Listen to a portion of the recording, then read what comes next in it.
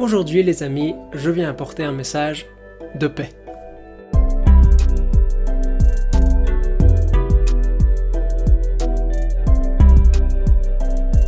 Hey, j'espère que vous allez bien et j'espère que votre équipe préférée va bien. On a vécu une semaine très intense avec le transfert de Messi, on a parlé que de ça, on a vu toutes les images. Ce transfert, je voulais vous en parler, ce départ du Barça, déjà la semaine passée, mais je n'étais pas du tout en état de faire une vidéo. Je vous rassure, ça n'avait pas à voir avec ce départ du tout, je n'étais juste pas en état.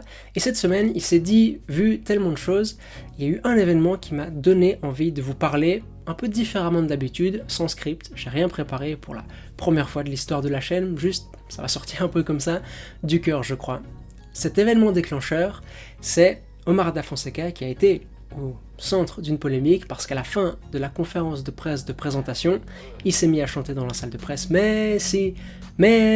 Alors il s'est fait critiquer par certains journalistes qui disaient que c'était ni l'endroit ni le moment, mais de façon plus générale, il s'est fait vraiment soutenir par tout le monde du football. Il y a même Jules Koundé qui a mis un message, et ces soutiens en fait, ils avaient comme dénominateur commun, je pense, la passion d'Omar. Omar, c'est un type passionné, qui est capable d'imprimer une espèce de légèreté comme ça au football, et c'est un message qui fait du bien à entendre généralement. Omar Da Fonseca, c'est ce lyrisme un peu qui est très éloigné de la pesanteur des commentaires footballistiques qu'on peut très souvent entendre.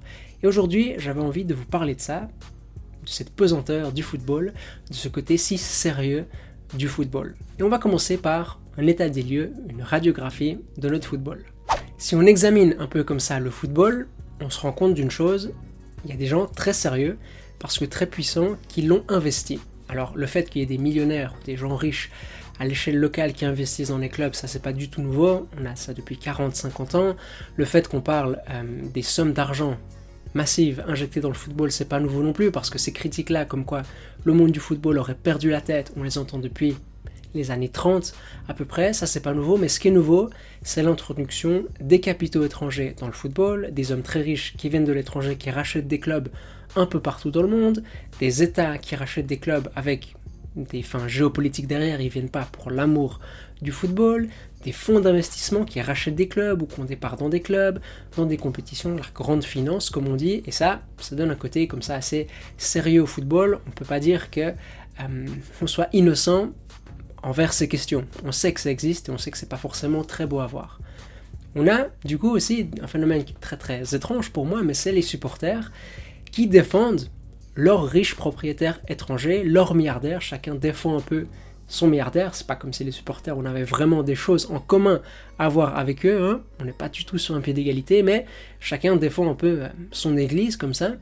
Et ces batailles-là, elles se passent sur les réseaux sociaux, et justement les réseaux sociaux participent de ce côté tellement sérieux qu'a le football aujourd'hui, et ce côté tellement crispant, parce que chacun défend son club, chacun défend ses idées, et on n'est pas du tout là pour rentrer dans une logique de dialogue avec l'autre, ou très rarement, on est vraiment là pour défendre ce qui est très cher à notre cœur, et même notre identité. Les réseaux sociaux aussi, c'est le lieu où on parle d'une chose qui passionne les foules, mais qui est aussi très clivante, le marché des transferts.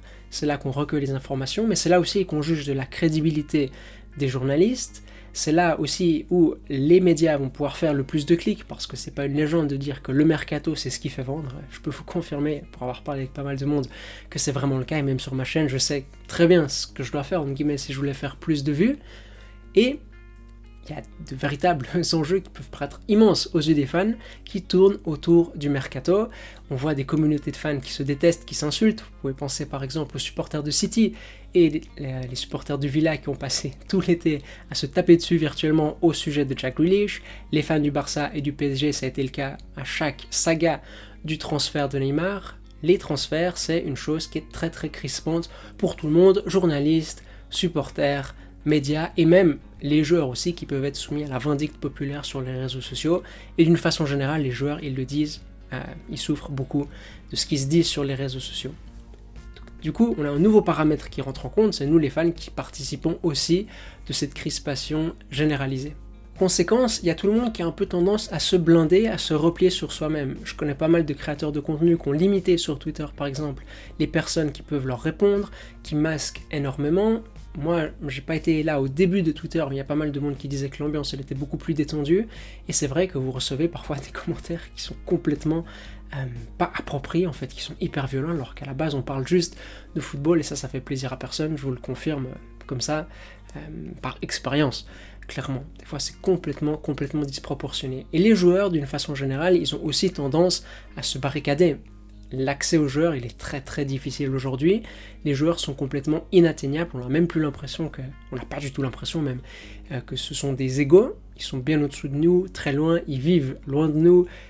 Ils vivent de façon bien différente de nous parce qu'ils gagnent beaucoup plus d'argent qu'avant aussi. C'était marrant parce que quand j'étais en Argentine, il y avait des programmes justement qui allaient parler avec les joueurs à la fin des matchs, et là on retrouvait cette dimension d'égal à égal, beaucoup plus de détente, beaucoup plus de légèreté, comme ça riait ensemble, et les joueurs ils faisaient des blagues au micro, mais ça en Europe c'est absolument impensable, et même pour les journalistes, pour qui c'est le métier de parler aux joueurs, de parler aux acteurs du monde du football, c'est devenu quasiment impossible. La pandémie, elle a encore rendu les choses plus compliquées.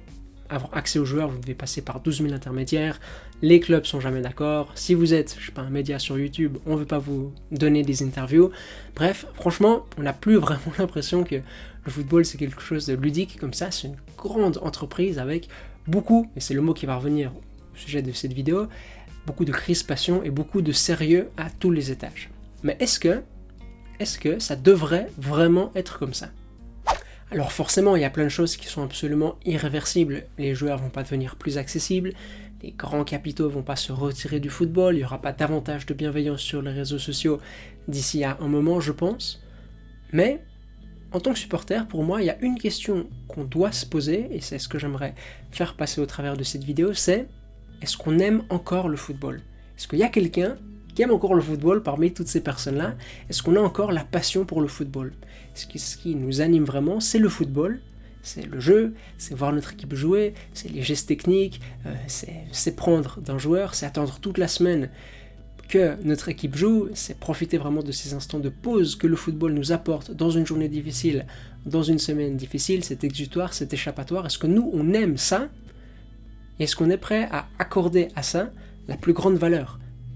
Parce que ce qui compte, c'est vraiment ce qui se passe le dimanche. C'est pas tous les à côté, crispants, hyper sérieux, c'est pas cette ambiance morose qui peut peser sur le football, on a l'impression qu'il n'y a plus d'enchantement, qu'il n'y a plus de magie. Non, nous, on a ce choix en tant que supporter de pouvoir vraiment accorder davantage d'importance à ce qui se passe le dimanche, au football vraiment en tant que tel.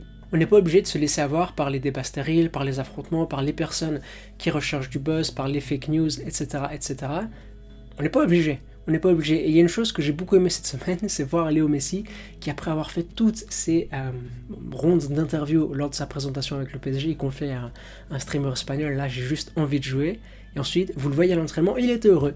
Malgré que c'est le footballeur le plus médiatique du monde, malgré le fait que cette saga, elle a couvert tellement de kilomètres de lignes de journaux, lui, tout ce qu'il veut, c'est jouer. Tout ce qu'il aime, c'est le jeu. Il y a cet amour pour le jeu qui est encore intact et qui, pour nous, je pense, devrait signifier quelque chose. Si même le plus grand joueur du monde, le joueur qui est le plus à même d'être pris dans toute cette spirale négative d'à côté, relatif au football, si même lui, il aime toujours ce sport comme avant, alors nous, on peut avoir cette passion intacte, ou au moins, parce que c'est vrai qu'il y a certaines personnes qui aiment un peu moins le football qu'avant, parce qu'il y a des choses qui les dégoûtent, et je peux comprendre, mais on a ce choix de se dire, ce qui compte, c'est vraiment le football et notre amour pour le football, et on n'est pas obligé, encore une fois, peut-être je me répète, mais de se laisser consumer par tous les à côté qui au final apportent pas grand chose à part de la négativité. Voilà, c'est la fin de cette vidéo.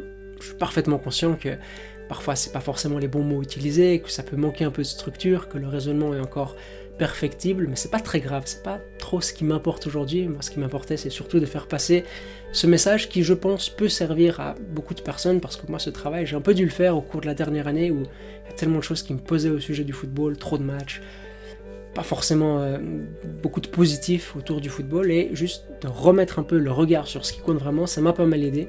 J'espère que ça pourrait aider certains d'entre vous. Nous, on se retrouve comme d'habitude dans une semaine dimanche, 10h. Là, je pars en vacances pour un bon bout de temps, très loin, mais vous inquiétez pas, sur la chaîne, il y aura des vidéos, pas forcément liées à l'actualité. Si Mbappé signe au Real, je pourrais rien faire, mais vous inquiétez pas, il y aura des vidéos. Du coup, nous, on se retrouve comme d'habitude dans une semaine dimanche, 10h. Allez, à toutes.